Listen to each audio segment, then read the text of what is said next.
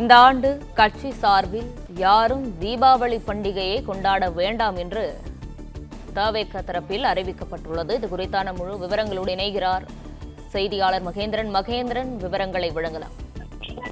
தமிழக வெற்றி கழகம் சார்பில் யாரும் இந்த வருடம் தீபாவளி பண்டிகையை கொண்டாட வேண்டாம் என்று தமிழக வெற்றி கழகத்தின் தலைமை கழகம் சார்பில் அறிவுறுத்தலானது வழங்கப்பட்டிருக்கிறது.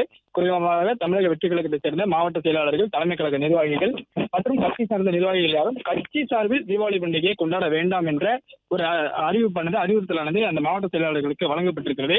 இது குறிப்பாக கரூரில் நிகழ்ந்த சம்பவத்தின் காரணமாக தீபாவளி பண்டிகையை கட்சி சார்பில் யாரும் கொண்டாட வேண்டாம், அடுத்த ஆண்டு கொண்டாடி கொள்ளலாம், பட் இந்த வருடம் கட்சி சார்பில் யாரும் தீபாவளி பண்டிகையை கொண்டாட வேண்டாம் என்று அறிவுறுத்தலானது வழங்கப்பட்டிருக்கிறது. தமிழக வெற்றி கழக தலைவர் விஜய் கரூர் சென்று பிரச்சாரம் செய்திருந்த போது அங்கு ஏற்பட்ட கூட்ட நெரிசலில் 41 பேர் உயிரிழந்த சம்பவம் மிகப்பெரிய அதிர்ச்சியை ஏற்படுத்தியிருந்தது.